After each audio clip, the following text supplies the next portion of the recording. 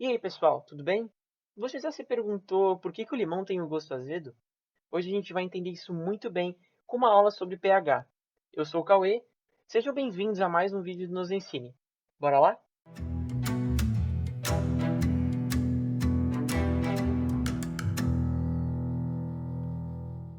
Primeiramente, o que que é o pH? O pH, ele basicamente é uma escala que mede a acidez ou basicidade de uma solução aquosa. O que que é uma solução aquosa? É uma solução, uma mistura com água. Essa medida ela vai de 0 a 14, sendo 7 o neutro, o meio termo, né, ali bem no meio. O 7 para baixo, a gente vai ter a presença dos ácidos e acima de 7 a gente vai ter a presença das bases. Aqui a gente tem primeiro alguns exemplos de cada um. A gente tem um exemplo da água propriamente, né, que é o neutro, e da medida 7 para a direita, a gente tem a presença dos alcalinos, e do 7 para a esquerda, a gente tem a presença dos ácidos. Entre os ácidos, a gente pode citar a bateria, refrigerante, até mesmo o leite. Já o alcalino, a gente pode citar o sangue, os ovos, sabão e entre outros. Agora, falando um pouco sobre o pH ácido, mais para frente a gente pode fazer também uma aula sobre bases, mas é melhor a gente começar primeiro falando sobre os ácidos. Bom, eles têm quatro classificações, entre elas a quantidade de hidrogênio, quantidade de elementos, presença de oxigênio e, se ele tem oxigênio, a gente pode classificar ele pela força molecular. Primeiro, pela quantidade de hidrogênio.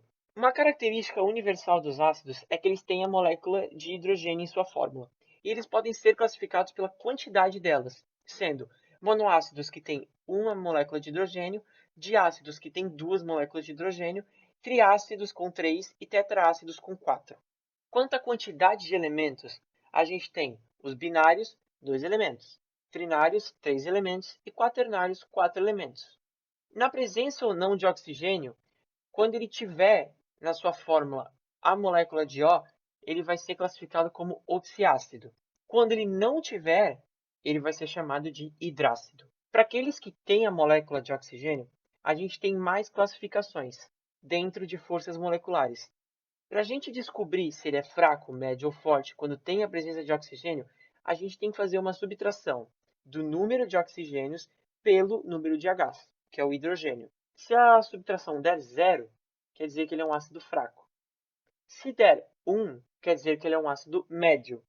E se for forte, quer dizer que o resultado da subtração vai ser 2 ou 3. Bom, agora comentando um pouco sobre os hidrácidos, basicamente a gente tem que decorar se eles são fortes, fracos ou médios. Porém, uma boa notícia é que eles não caem muito em vestibular, mas mesmo assim a gente vai apresentar uma técnica bem fácil para você saber. Primeiramente, quais são esses? Os fortes, eles são o ácido clorídrico, o ácido bromídrico e o ácido ioídrico. Os médios, a gente tem o ácido fluorídrico e os demais são fracos. Para você saber, basicamente tem um macete dentro da própria tabela periódica para você descobrir eles. Minha recomendação, para você lembrar, primeiro decora o carbono e o nitrogênio, porque ali você já tem a classificação de um ácido fraco.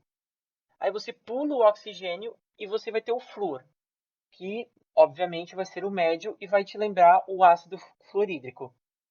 Para baixo do flúor, os próximos três respectivos elementos vão corresponder a ácidos fortes. Agora, um pouco sobre a conversão e a leitura dos nomes dos ácidos, é necessário a gente primeiro analisar a tabela periódica, porque basicamente nela é mostrado a tabela dos ânions e por meio do H+, que seria o cátion, que tem carga positiva, e o ânion, a gente faz a união desses elementos e a gente forma um ácido.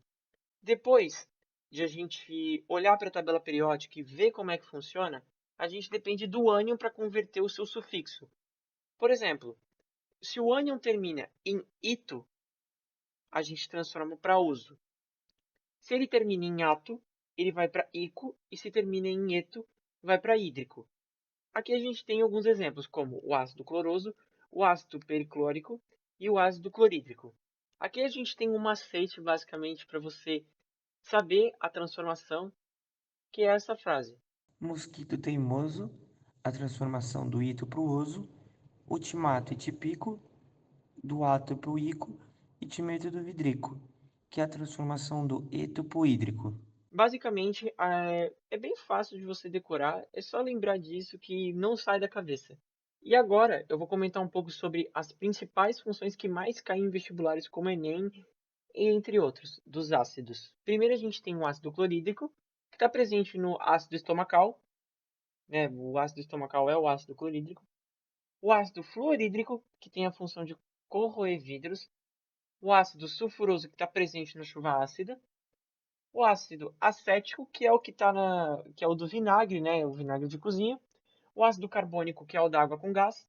O nítrico, que é utilizado para a criação de explosivos, dinamites, bombas, etc. O ácido cianídrico, que tem função como veneno. Ácido fosfórico, que está presente nos refrigerantes. O bórico, que é o para veneno de barata e também está presente no crack. E o ácido sulfúrico, que é a água de bateria. Aqui a gente vai deixar uma questão para vocês resolverem. Resolva a questão e coloquem nos comentários se você conseguiu ou não a resposta, que a gente vai curtir os comentários que acertarem, beleza? E é isso, pessoal. A gente chega ao fim de mais um vídeo do Nos Ensine. Agradeço a quem ficou até aqui. Peço para vocês que compartilhem cada vez mais para o canal crescer. A gente deu uma pausa aí porque a gente teve alguns problemas, mas agora a gente já está voltando. Os vídeos vão começar a ser mais constantes. Segue a gente lá no Instagram, Nos Ensine, aqui no YouTube também, e a gente se vê por aí. Valeu, pessoal. Fui.